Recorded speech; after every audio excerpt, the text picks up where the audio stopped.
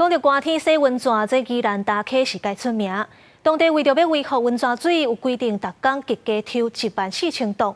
不过业者认为讲，这规定的抽水量10多年来拢唔捌变。最近佫起真侪新的大饭店，拢会用到温泉水，建议县府应该要增加抽水的限制量。 冷冷的冬天，上卡浸伫温泉水是一寡民众来宜兰大溪佚佗一定会饲的代志。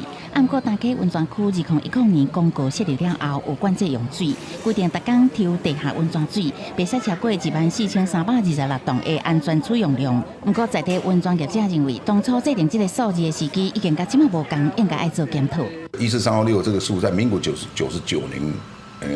调查公告的数字，它现在有10多年了，也就是说现在已经经过了5年，再5年2个10年都没有检讨。啊，现在中卫也好的时阵，大家要搁起饭店啊，大家要搁起厝啊，要搁起大楼啊，他们温泉水从何而来？地方认为，最近大溪陆续有大饭店成立，又搁有中卫区的开发，拢会利用地下温泉水，真正需要重新评估制定。根据县政府资料，大溪温泉区已经合法温泉水权差不多逐工8003吨，虽然无超过安全储用量，学者认为偷抽的人真多，当地确实有超抽的情形。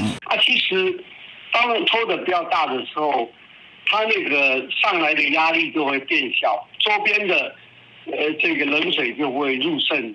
所以在周边这个水温降低蛮多的。学者认为呢，这无限制抽地下温泉水，虽然当地地质是袂塌入去，不过抽出来的温泉水水温会降低，缩小温泉区的范围，不利影响利用。当然，地方有这样子的声音啊，那我们也会来了解。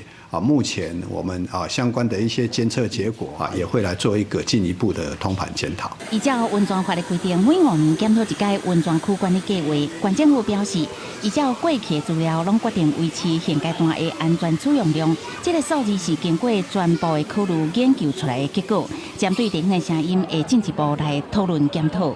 记者综合报道。